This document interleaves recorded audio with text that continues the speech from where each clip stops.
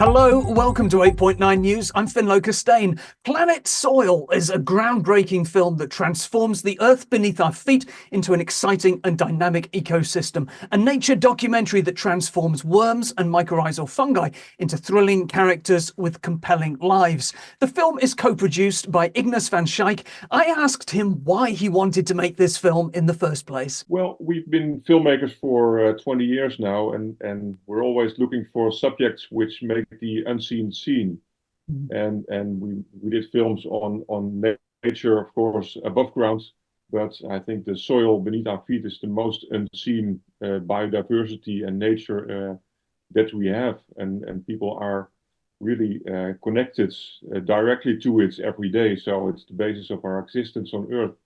So we thought it would be a good story to take people under the surface and tell them a story about the biodiversity which is living there. Of course, when you make a film, you want to fit into the zeitgeist. So why was now the time for a film about soil life? Yeah, I think it's all about being more and more aware that we people are part of nature instead of that we are able to manipulate all kinds of things.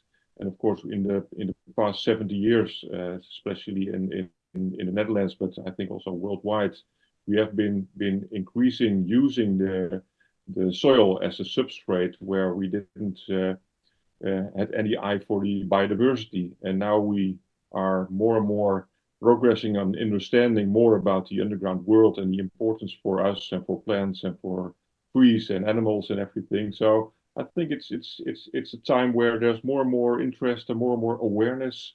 So I thought we had to film at the right moments in time. I feel like this is the nature documentary I've been waiting for. I've watched wildlife in rainforests and on savannas, but I've been desperate for somebody to go beneath the ground. So who are the main characters that this film's going to introduce us to? Well, of course, the creatures, the small creatures living under the soil are our main characters. So it's the earthworm is very important. The bigger creatures are the mole, and of course you have the nematodes, and it gets smaller and smaller to bacteria and viruses.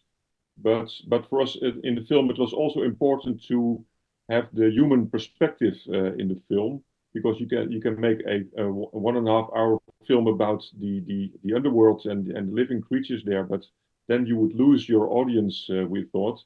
So we also created a storyline which is more or less the backbone of the film, where we follow a group of people who are not specialists but who are discovering and developing a garden where they grow vegetables, and they learn step by step that it's not in the way of manipulating everything, but looking at nature and being patient and trying to live with nature. So we did the human perspective in this documentary as well, but I think the main characters, of course, the fantastic biodiversity and living creatures under our feet. There's so much never seen before footage in this film, worms being born, for example. So did you have to invent new ways of capturing moving images beneath the ground? Yeah, that was one of the big challenges in the film, because we were when you start your research on the film, you also look at the technical side of it, and we also tend to look at the BBC and other, of course, nature producers, but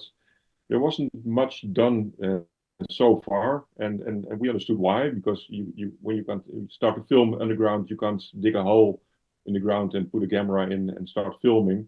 So we had to do a lot of studio work and discover how to use the best technique to also shoot it on 4K for the big screen, of course. And for us, a discovery was to get into contact with scientists who are, of course, working every day with watching through microscopes. So we did a lot of research there, and we came to a special film set where we use microscopes, we use lighting, special lenses to be able to film all those small creatures, which are we film normally on maybe 1 centimeter in square or 1 millimeter in square. So it's really very tiny.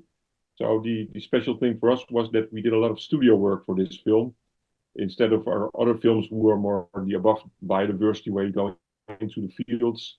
So this was more or less creating a studio setting where we could be able to have the same conditions to film all those small creatures. Ignas, what for you is the most exciting moment in the film? What are you most proud of? Well, I'm most proud at filming them all. underground because it's a very difficult animal to film. Of course, he's one of the main characters in the film, and also one of the main characters making the soil loose, and of course his role in the whole chain underground. But it was very difficult to film it in nature. So we worked together with a couple of farmers we dug in some cameras and we had some footage, but it wasn't fantastic. So we created a complete studio where we had this whole setting for the mole.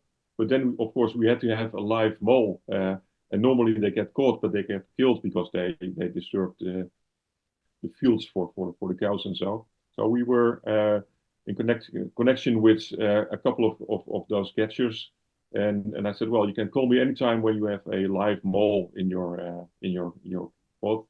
And so someone called me at 4 o'clock in the morning. So I jumped into the car and I called the cameraman and we went to the studio with the mole and we filmed the whole setting within half a day or so. So that was for me a fantastic moment to see the results of many lots of preparation and being able to film this. And presumably the mole was humanely released afterwards.